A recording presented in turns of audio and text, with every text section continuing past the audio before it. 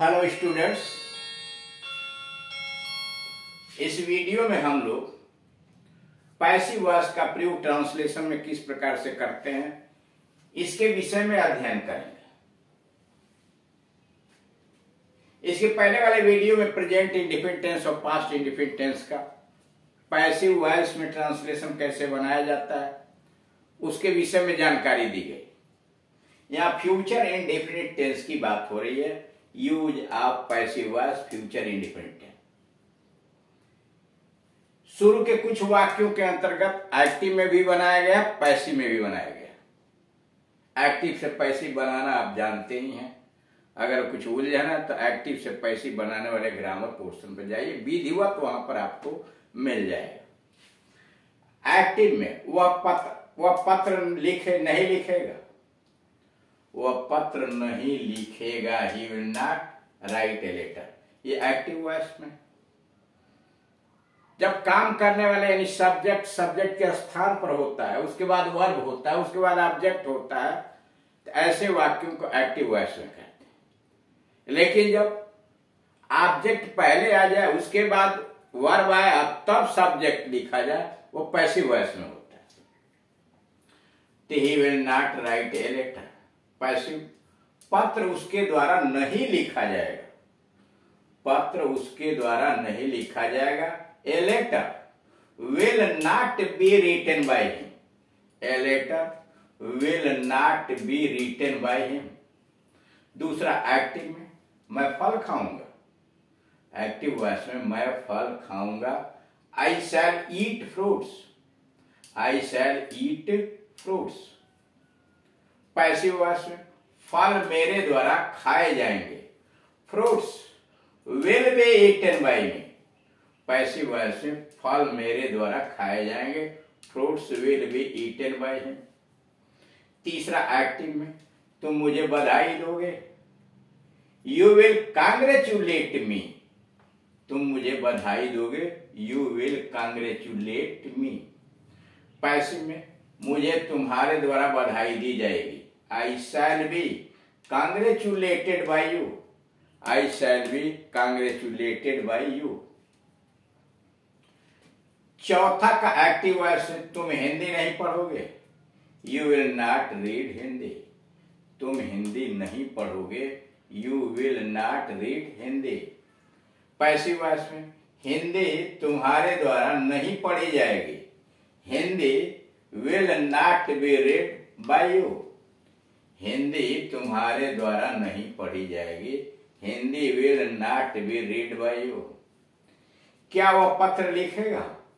Will he write a letter. क्या वह पत्र लिखेगा। Will he write a letter. क्या उसके द्वारा पत्र लिखा जाएगा। Will a letter be written by him. क्या उसके द्वारा पत्र लिखा जाएगा।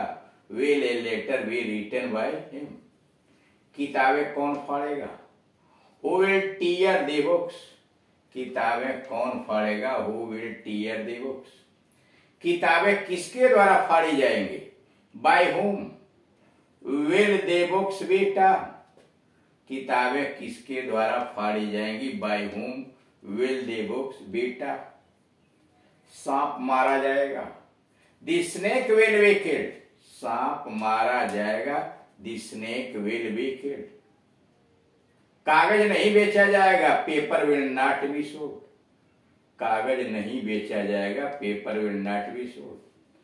मुझे कब सम्मानित किया जाएगा। When shall I be honoured. When shall I be honoured. मुझे कब सम्मानित किया जाएगा। नंबर 10, क्या उन्हें निमंत्रित किया जाएगा। क्या उन्हें निमंत्रित किया जाएगा। Will they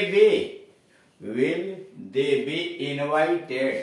will they be invited. क्या फसल नहीं कटेगी। क्या फसल नहीं कटेगी। Will the crop not be reaped. Will the crop फसल नॉट बी रेप्ड। हमें कहाँ नहीं भेजा जाएगा? Where shall we not be sent, where shall we not be sent. सबसे पहले क्वेश्चन वर्ड्स, प्रश्न सूचक शब्द, तब सहायक क्रिया, तब यहां पर ऑब्जेक्ट लगे सब्जेक्टिव फॉर्म में, और तब निगेटिव है तो नॉट, फिर बी और क्रिया का थर्ड फॉर्म। अब क्या किया जाएगा? बीच में क्या आया? तो व्हाट, व्हाट के बाद सहायक क्रिया will be, what will be done now, what will be done now. अब उसके नियम है, नोट, फ्यूचर इंडेफिनिट टेंस में सब्जेक्ट आई तथा वी के साथ सहायक क्रिया शैल बी का प्रयोग करें। आप जानते हैं फ्यूचर इंडेफिनिट टेंस का वाक्य बनता है तो उसमें शैल और बी में से कोई एक सहायक क्रिया आई रहती है। पैसिव वॉइस से बनाते हैं तो सहायक क्रिया में शैल के साथ बी या विल के साथ बी जोड़ दिया जाता है, तो सहायक क्रिया शैल भी हो जाती है या विल भी हो जाती है। इसमें दो कर्ताओं के साथ शैल बी के साथ आई और वी के साथ शैल भी लगाया जाता है, यानी कर्ता के स्थान पर आई आया हूं मैं या मुझे या हम लोग या हमें, तब तो सहायक क्रिया शैल भी लगाई।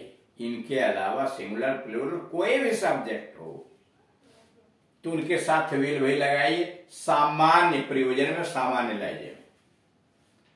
तो वही यहां फ्यूचर इंडेफिनिट टेंस में सब्जेक्ट आई तथा वी के साथ सहायक क्रिया शैल बी का प्रयोग करेंगे तथा शेष सभी कर्ताओं के साथ विल बी का प्रयोग होगा।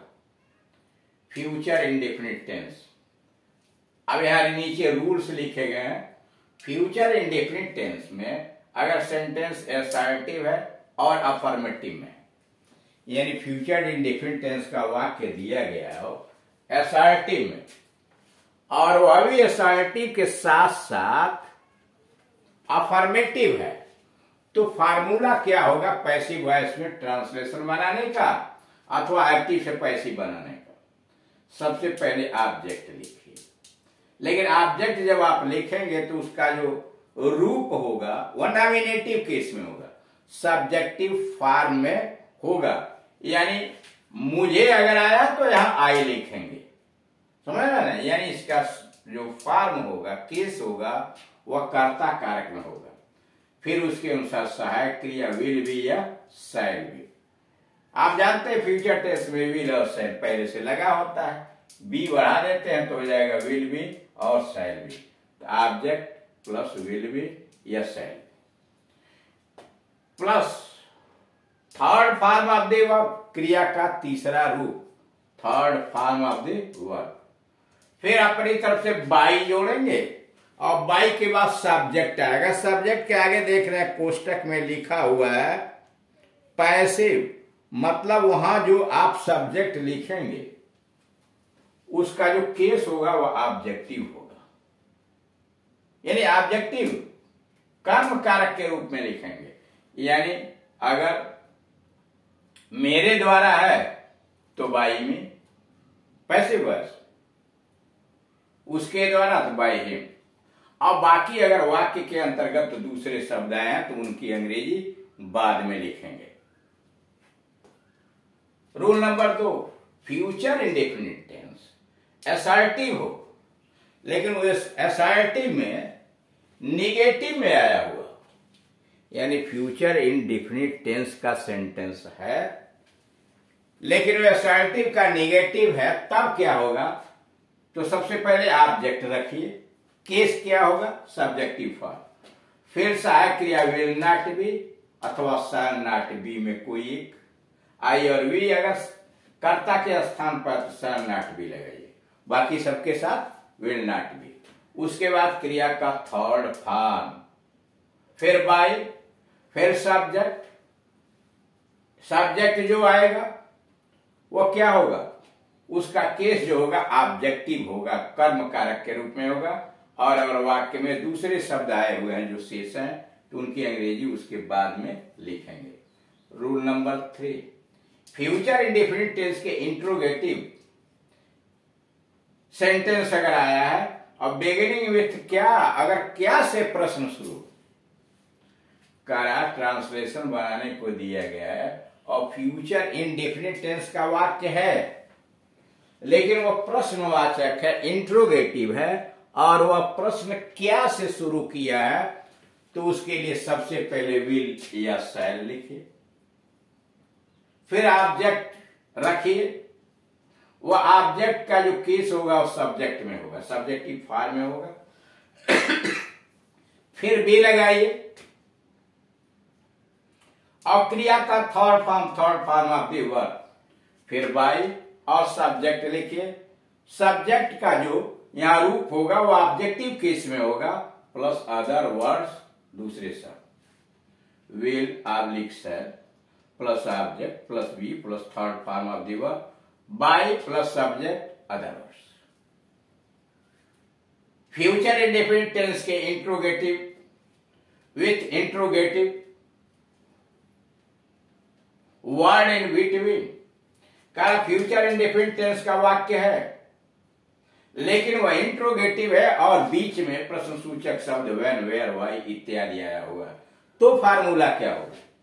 इंट्रोगेटिव वर्ड सबसे पहले रखिए, व्हेन, वेयर, व्हाई इत्यादि को सबसे पहले रखिए, तब सहायक क्रिया विल या शैल में रखिए, फिर ऑब्जेक्ट ले आइए, ऑब्जेक्ट का रूप जो होगा सब्जेक्टिव फॉर्म में होगा, फिर बी रखिए, और अगर नॉट है तो नॉट भी रखिए, फिर क्रिया का third form of the verb, और फिर बाई लगा करके सब्जेक्ट को पैसिव फॉर्म में लिखिए, मतलब ऑब्जेक्टिव केस में सब्जेक्ट यहां लिखिए, और फिर अदर वर्ड्स, दूसरे शब्दों का अंग्रेजी लिखिए, जैसा कि उदाहरण आपको दिए गए हैं ऊपर। यानी इस प्रकार से आपने देखा कि फ्यूचर इंडेफिनिट टेंस की पैसिव वॉइस में ट्रांसलेशन करना हो तो किस प्रकार से हम उसे करेंगे, अथवा एक्टिव से पैसिव बनाना है तो क्या फार्मूले अपनाए जाएंगे। Thank you.